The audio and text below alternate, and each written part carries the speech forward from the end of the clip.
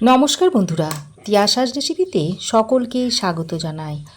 আজ আপনাদের জন্য নিয়ে এসেছি সজনের ডাঁটা দিয়ে একটা দুর্দান্ত স্বাদের নিরামিষ রেসিপি, যেটা গরম ভাতের সঙ্গে খেতে অসাধারণ লাগে। জ্বর সর্দি কাশিতে যখন মুখে রুচি থাকে না, তখন আপনারা এইভাবে এই রেসিপিটা তৈরি করে খেয়ে দেখতে পারেন, মুখের রুচি ফিরে আসবে। তো রেসিপিটা তৈরি করার জন্য এখানে আমি নিয়েছি 5-6টা মতো সজনের ডাঁটা। আর সজনের ডাঁটা এরকম ছোট করে কেটে তারপর এর আঁশটাকে ছাড়িয়ে নিয়েছি 2টো মিডিয়াম সাইজের আলুগুলোকে এরকম একটু লম্বা আর মোটা করে কেটে নিয়েছি। আর নিয়েছি অল্প একটু মিষ্টি কুমড়োটাকেও ঠিক আলুর মতো করেই একইভাবে কেটে নিয়েছি। আর আমি নিয়েছি উচ্ছে বা করলা। এখানে 2টো মিডিয়াম সাইজের উচ্ছে বা করলাকে এরকম একটু সরু সরু করে কেটে নিয়েছি। তারপর এর ভিতরের বীজগুলোকে ফেলে দিয়েছি। এবার আমি এখানে নিয়েছি 1 বাটি মতো মুসুর ডাল। 1 ঘন্টা জলে ভিজিয়ে রেখে দিয়েছিলাম। 1 ঘন্টা ভিজিয়ে রাখার ফলে দেখুন খুব ভালোভাবে ভিজে গেছে ডালটা, আর অনেকটাই ফুলে উঠেছে। তারপর আমি এটাকে জল থেকে ছেঁকে তুলে নিয়েছি। এবার আমি একটা মিক্সিং জার নিয়েছি। এই মিক্সিং জারের মধ্যে এই ডালটাকে ভরে নিচ্ছি।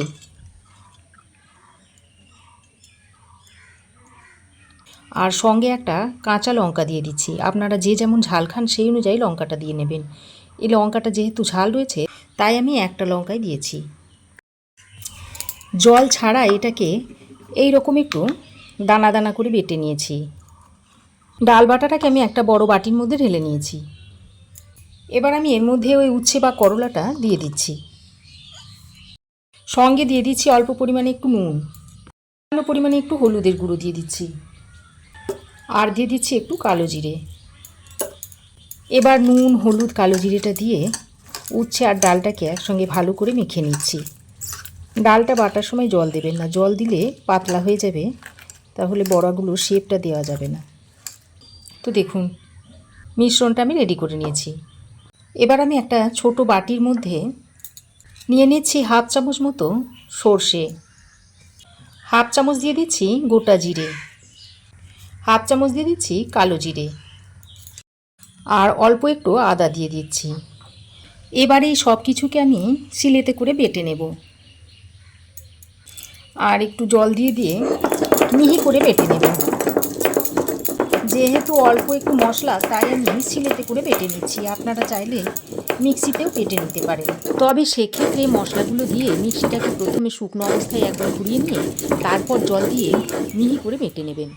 তো দেখুন মশলাটাকে আমি এরকম মিহি করে একটু বেটে নিয়েছি। তবে মিক্সিতে না বেটে যদি এইভাবে শিলে বেটে নেন তাহলে এর স্বাদ কিন্তু অন্যরকম পাবেন। এবার আমি কড়াই গরম করে দিয়ে দিচ্ছি সর্ষের তেল। এবার আমি যে করলাটা ডাল দিয়ে মেখে রেখে দিয়েছিলাম সেটা থেকে এইভাবে অল্প অল্প নিয়ে এইভাবে বড়ার শেপ দিয়ে নিচ্ছি।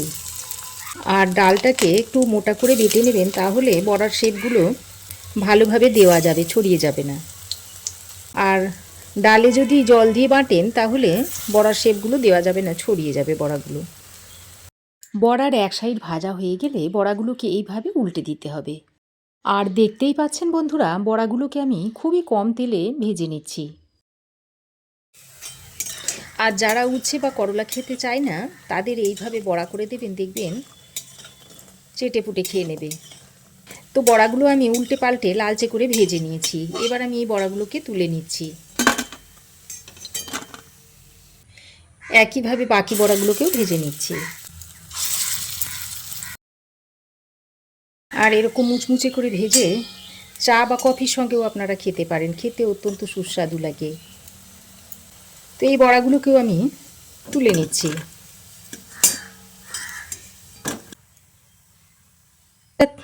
কড়াইয়ে যেটুকু তেল পড়ে রয়েছে তার সঙ্গে আরও সামান্য পরিমাণ তেল আমি দিয়ে দিচ্ছি।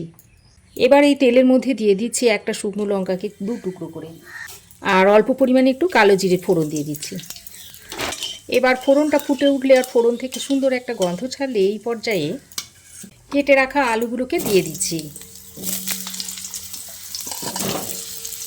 আলুগুলোকে ফোড়নের সঙ্গে দিয়ে ভালো করে নেড়ে চেড়ে একটু লালচে করে ভেজে নেব। তো একবার ভালো করে নেড়েচেড়ে মিশিয়ে নিয়ে এবার আমি একটা ঢাকনা লাগিয়ে আলুটাকে মিডিয়াম ফ্লেমে কিছুক্ষণ ভেজে নেব। আলুগুলোকে এরকম একটু লালচে করে ভেজে নেওয়ার পর এবার আমি এর মধ্যে কেটে রাখা ডাঁটা আর কুমড়োগুলো দিয়ে দিচ্ছি। ডাঁটা আর কুমড়োগুলো দিয়ে আলুর সঙ্গে আরও কিছুক্ষণ ভেজে নেব। আলু যেহেতু ভাজতে একটু সময় বেশি লাগে তাই আমি আলুগুলোকে আগে দিয়েছিলাম, পরে ডাঁটা আর কুমড়োটাকে দিয়েছি। সব কিছুকে কয়েকবার নাড়াচাড়া করে মিশিয়ে নেওয়ার পর এর মধ্যে দিয়ে দিচ্ছি অল্প পরিমাণে একটু হলুদের গুঁড়ো আর দিয়ে দিচ্ছি একটু ঝাল লঙ্কার গুঁড়ো। তবে আপনারা শুধু কাঁচা লঙ্কা বাটা দিয়েও রান্নাটা করে নিতে পারেন। আমি এখানে একটু ঝাল লঙ্কার গুঁড়ো ব্যবহার করেছি। হলুদ আর লঙ্কার গুঁড়োটা দিয়ে ভালো করে মিশিয়ে নেওয়ার পর এবার আমি যে মশলাটা বেটে রেখে দিয়েছিলাম সেটা এর মধ্যে দিয়ে দিচ্ছি। মশলার বাটিতে অল্প পরিমাণে জল নিয়ে সেটাও দিয়ে দিলাম। তারপর আবারও সব কিছুকে একসঙ্গে ভালো করে মিশিয়ে নিচ্ছি। বাটা মশলাটা দিয়ে বেশ কিছুক্ষণ ভালো করে কষিয়ে নিয়েছি। এবার আমি এর মধ্যে দিয়ে দিচ্ছি পরিমাণ মতো জল।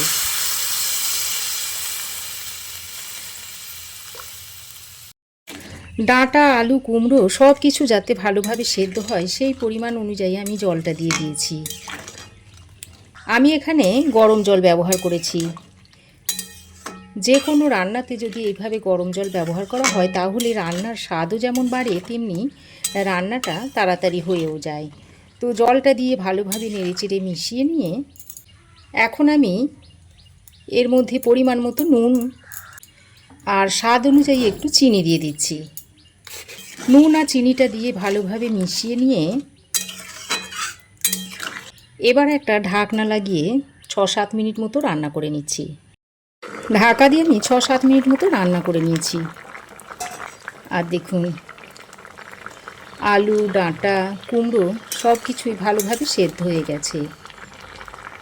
এবার আমি যে বড়াগুলো ভেজে রেখেছিলাম সেগুলো এর উপর দিয়ে দিচ্ছি। বড়াগুলো দিয়ে আবারও ভালো করে নেড়েচেড়ে মিশিয়ে নিচ্ছি। তারপর আবারও ঢাকা দিয়ে 2 মিনিট মতো রান্না করে নেব। ঢাকা দিয়ে আমি আরও 2 মিনিট রান্না করে নিয়েছি। আর দেখুন বড়াগুলো দেখুন ফুলে কতটা বড় হয়ে গেছে আর রান্নাটাও হয়ে গেছে। এবার গ্যাসের ফ্লেম বন্ধ করে রেসিপিটা সার্ভ করে আপনাদের দেখাচ্ছি। রেসিপিটা আমি এখন একটা বাটির মধ্যে সার্ভ করে দিচ্ছি। জ্বর সর্দি কাশিতে মুখের রুচি ফিরিয়ে আনতে চাইলে এইভাবে আপনারা রেসিপিটা তৈরি করে খেয়ে দেখতে পারেন, দেখবেন মুখের রুচি ফিরে আসবে।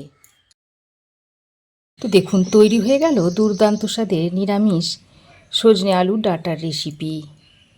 তো আমার এই আজকের দুর্দান্ত স্বাদের সজনে ডাঁটার রেসিপি আপনাদের কেমন লাগলো অবশ্যই একটা কমেন্ট করে জানাবেন। ভালো লাগলে একটা লাইক ও শেয়ার করবেন। পাশে থাকা বেল আইকনটাও অবশ্যই প্রেস করে দেবেন। আর আমার চ্যানেলে যদি নতুন হয়ে থাকেন তো প্লিজ চ্যানেলটাকে সাবস্ক্রাইব করার অনুরোধ রইল। আজ এ পর্যন্তই। আবার দেখা হবে নতুন কোনো রেসিপি নিয়ে নেক্সট এপিসোডে। সে পর্যন্ত ভালো থাকবেন, সুস্থ থাকবেন। ধন্যবাদ।